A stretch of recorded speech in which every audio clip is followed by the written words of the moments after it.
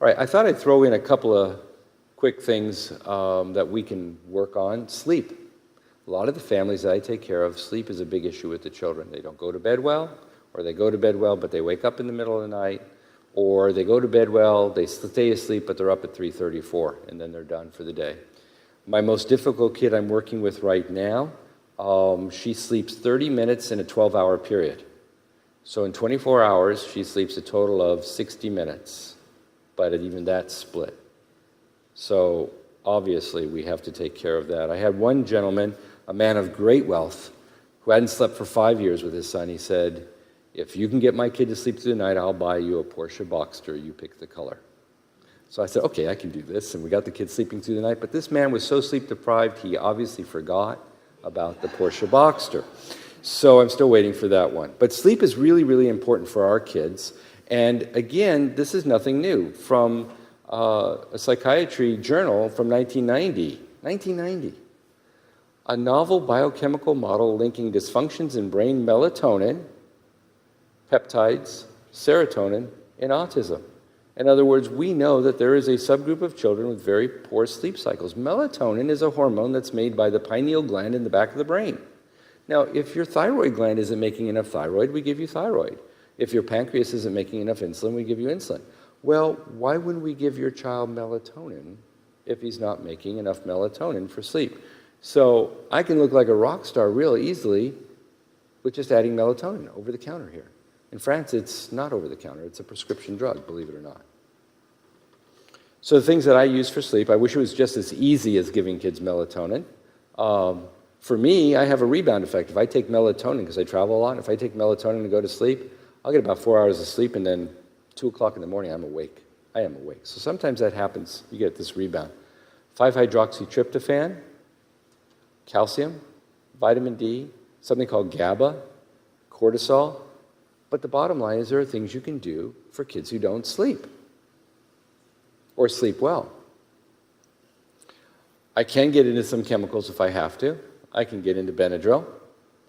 Motrin or ibuprofen, I'll use that if I'm trying to figure out if there's a pain portion of this. Kind of a, my kid's not sleeping, and I'm doing all this other stuff, my kid's still not sleeping.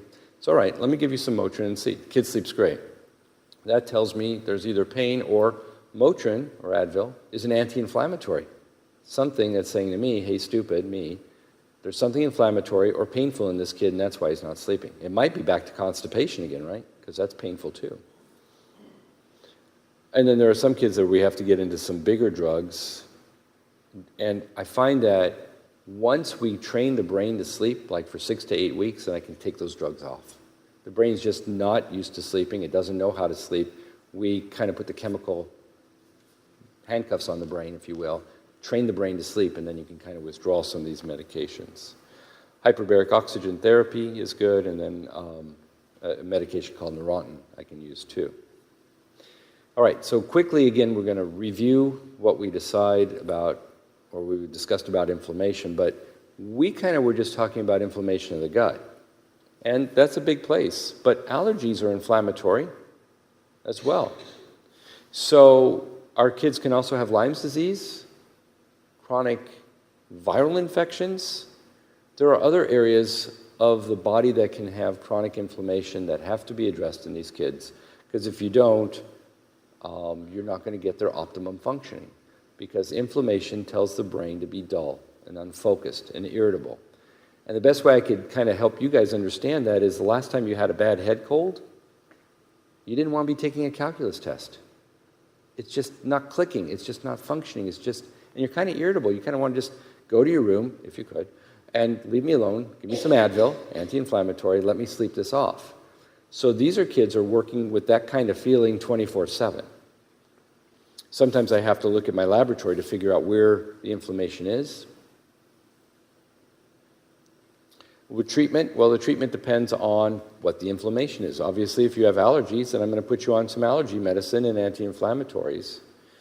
If it's bowel disease, such as reflux, I'm going to put you, because reflux causes esophagitis, itis is inflammatory, I want to stop the inflammation, I'll put you on medications for that.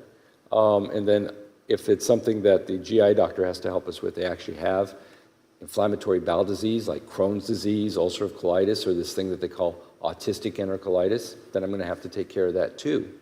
So sometimes I have to have the help of other doctors trying to put all the pieces back together for our kids. So if the inflammation is due to yeast or bacteria or parasites or viruses, then I'm going to put them on the whatever that anti is. Antibiotics for bacteria, antifungals for fungus, antiparasites, antiparasitics for parasites. I'm going to put them on an antiparasitic agent.